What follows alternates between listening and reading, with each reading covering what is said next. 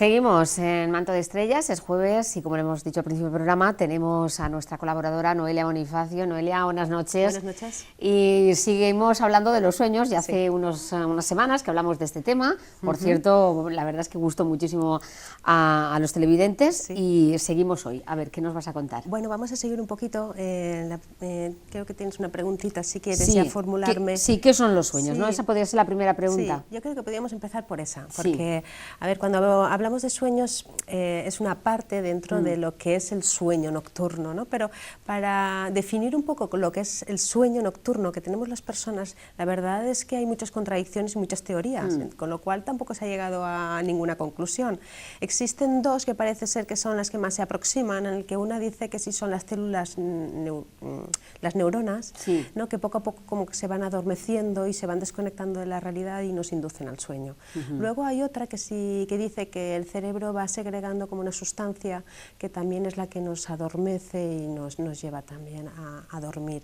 La cuestión, y eso sí que lo comparten todos, es que la persona es vital dormir y no puede vivir sin dormir. De hecho, en la guerra del Vietnam se utilizó como un método de tortura, o sea, la gente, los prisioneros que capturaban, lo que hacían es que les echaban agua, cuando se dormían los mantenían así, se dieron cuenta que con el tiempo acababan pues con alucinaciones, con pérdida de juicio, incluso muriendo. Y hay experimentos en los que dicen incluso lo que son las fases del sueño, o sea, hay experimentos en los que han conseguido inhibir la parte del cerebro que produce lo que sí que son los sueños, esas partes dentro de la noche que tendemos a empezar a activar nuestra parte del sueño.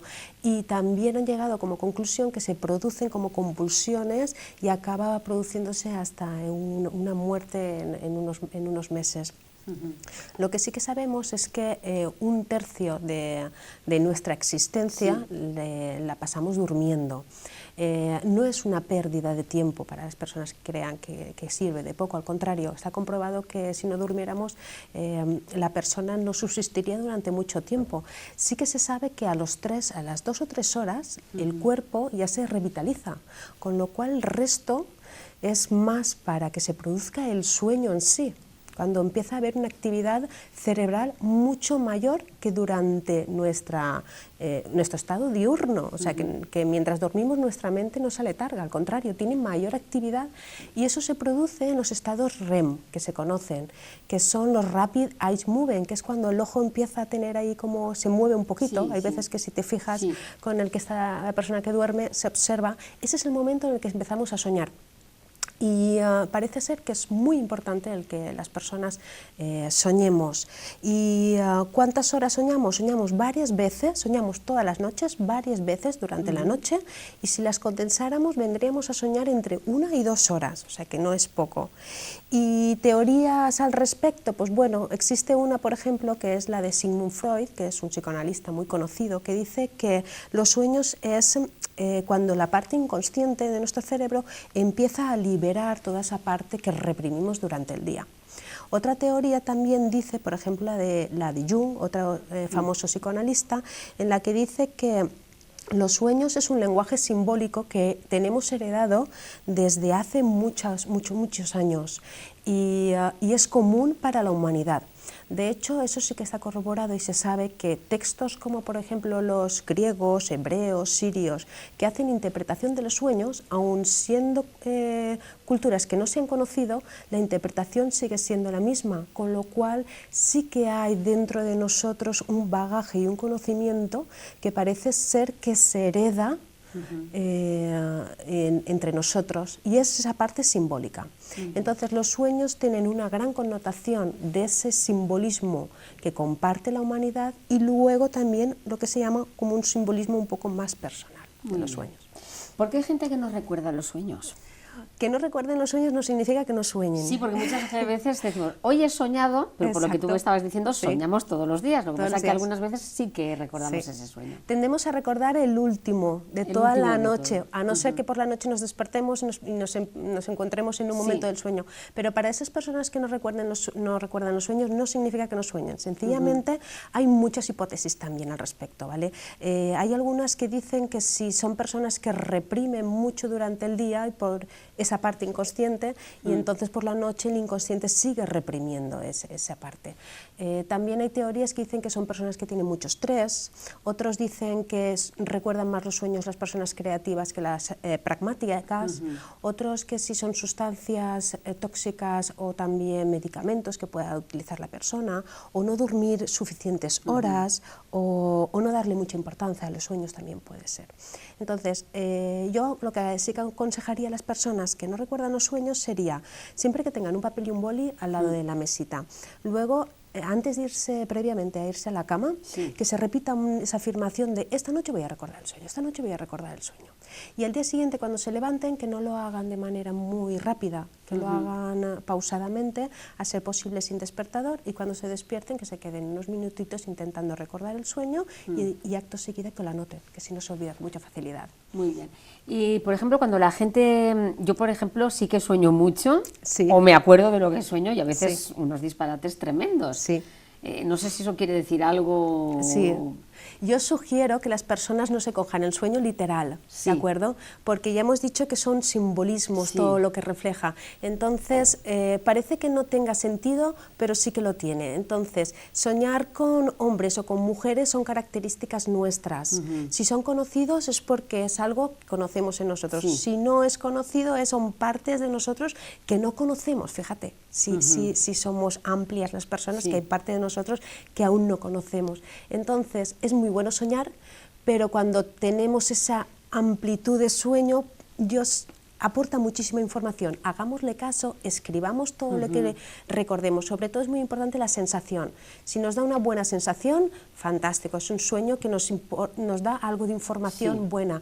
Si nos deja una mala sensación, atendámoslo porque el inconsciente nos está dando algo que tenemos que mejorar, solucionar o algo equivocado que hemos hecho, con lo cual es muy importante. ¿Puedes citarnos casos en los que los sueños han tenido un papel relevante en la historia? Pues sí, porque hay muchísimos casos y he tenido aquí que anotarme algunos, pero son muy curiosos. Mira, por ejemplo, casos que tengan que ver la parte creativa. Dice, el científico ruso Mendeleev formuló la tabla periódica de los elementos a través de un sueño. Mary Shelley tuvo un sueño tan inquietante e impactante que al día siguiente escribió Frankenstein. Elias Huber inventó la máquina de coser gracias a la ayuda de un sueño. Händel compuso su último compases del Mesías después de haber tenido un sueño. Rafael aseguraba que sus sueños vienen de los rostros de las vírgenes que pintaba. Luego, la película Piano surgió de un sueño. Arthur Schopenhauer obtuvo algunos de sus postulados inspirado en sueños. Richard Wagner compuso Tristán y Isolda. Es que hay un montón. Luego, premoniciones. Fíjate, por ejemplo, Sócrates, al igual que Julio César, tuvieron una premonición de sus muertes durante un sueño. Por ejemplo, Solimar el Magnífico tuvo una visión onírica de su inminente victoria en la campaña de Hungría. Abraham Lincoln también tuvo un sueño premonitorio en el que vio cómo atentaban con él y moría y perecía. Luego, en el hundimiento del Titanic hay un montón de registros de gente que soñó que se hundía el barco y con lo cual hubieron hasta casos de gente que cambió el billete y todo. Y en la muerte de Kennedy también se registraron varios episodios de gente que soñó con su muerte antes de que sucediera. Muy bien. ¿Nos puedes interpretar los sueños más comunes? Sí, mira, los más comunes suelen ser que la mayoría de las personas suelen haberlos tenido a lo largo de su vida. Uno sería, por ejemplo, soñar con la desnudez, o que nos vemos desnudo, vemos a alguien desnudo o semidesnudo. Eso significaría que tienes miedo a exponerte delante del público. Luego, si por ejemplo sueñas con los dientes, que los tienes rotos, se te están cayendo o le pasa a alguien, eso también es muy común. Además, es un sueño muy desagradable, yo también lo he tenido alguna vez, muy desagradable. Pues sí, eso significa que estás pasando en ese momento mucha ansiedad. ¿Vale? Y eso, como los dientes siempre simbolizan la fortaleza de los animales, pues que te caigan es como que pierdes un poquito de fuerza porque estás un poco ansiosa en ese momento por alguna cuestión. Luego, por ejemplo, correr, que te ves que estás corriendo mucho, significa que también tienes presión, en ese momento estás sufriendo presión. Cuando ves que te caes al vacío, eso significa que la dirección que has tomado no es correcta. Te está diciendo el inconsciente que mires a ver qué decisión has tomado que no es correcta. Tu inconsciente te está diciendo que ahí no está tranquilo. Luego, por ejemplo, soñar en exámenes o que estás haciendo algún examen significa que no estás listo para hacer algo, para alguna prueba.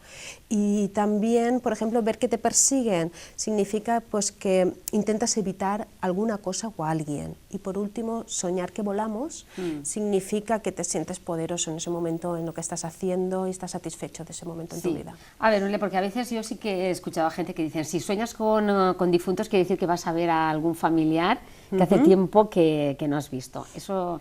Verás, es que también están los sueños premonitorios, Sí. Entonces están los simbólicos y los premonitorios. Sí. Premonitorios sí que tenemos, pero tú lo sabes, eres muy consciente de que ese sueño te está diciendo eso. Sí. Cuando dudamos un poco, la muerte siempre simboliza el fin de algo.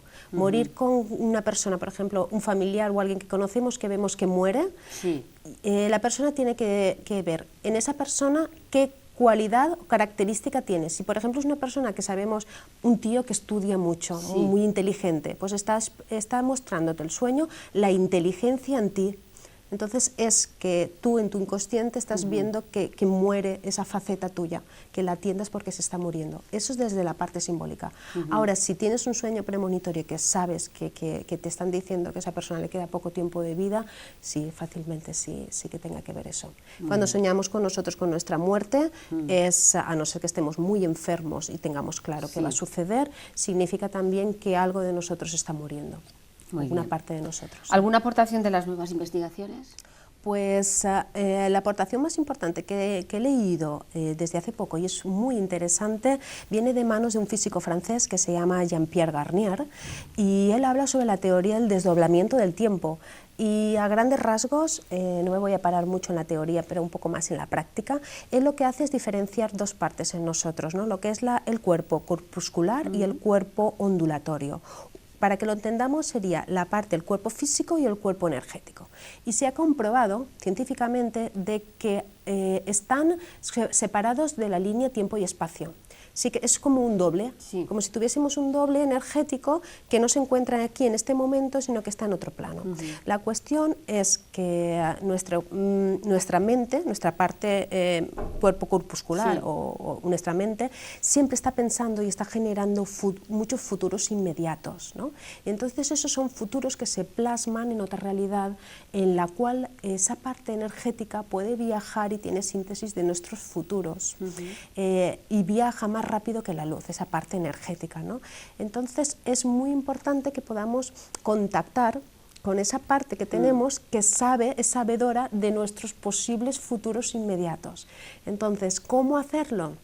Pues un caso que yo sugiero a los telespectadores que hagan es, cuando se vayan a la cama por la noche, que cojan un vasito y beban un poquito de agua. Está comprobado que el agua es un conductor de información muy buena para el cuerpo.